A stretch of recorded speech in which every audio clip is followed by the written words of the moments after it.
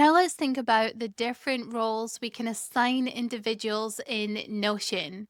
There are four options. The highest level is Workspace Owner. If you created your team's workspace, you are likely the Workspace Owner. But of course, we can add multiple owners to our workspace. At this level, you have complete control over your workspace settings, domains, billing plan, and security. The next level is membership admin. Now, this is only available on enterprise plans. And at this level, individuals are able to add or remove members as well as manage groups. So we can think of this role as people management. The third level is member. This is the one you are likely to use most often when inviting your teammates into your Notion account. At this level, individuals can view and browse Teamspaces. They can create and edit content, but they cannot change workspace settings. And then the final level is guest.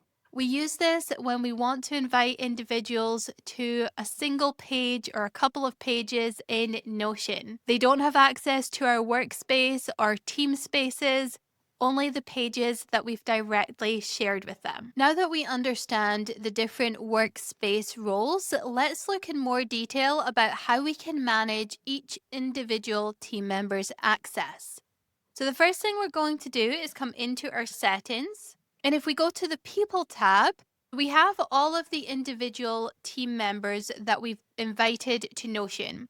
If we add a member here, we add their email address, and then we decide what their role should be, either workspace owner or member.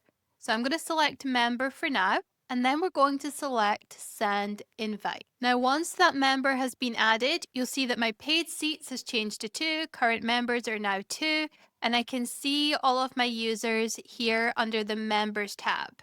Now, this alternate version of me only has access to this team space. That is our default team space. So everybody who is a member has to have access to it. We can see there are no groups assigned to this individual, and their role is member. Now, you can set up groups to help manage permissions. Rather than assigning pages or team spaces to every individual, you can create groups of individuals and then assign the page or the team space to the group. So for example, I'm going to create a group now, and I'm going to call this marketing. Hit enter.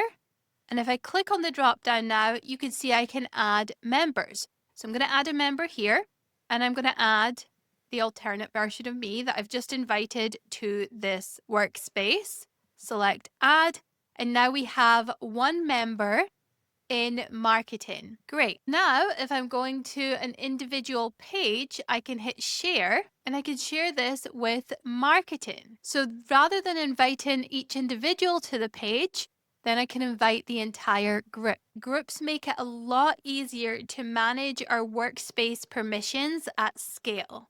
This lesson has been part of our Navigating Notion series. You will find access to all links and resources in the description below. And if you have any questions at all, please do leave a comment. I'm here to help. If you'd like to continue watching, I recommend this one next.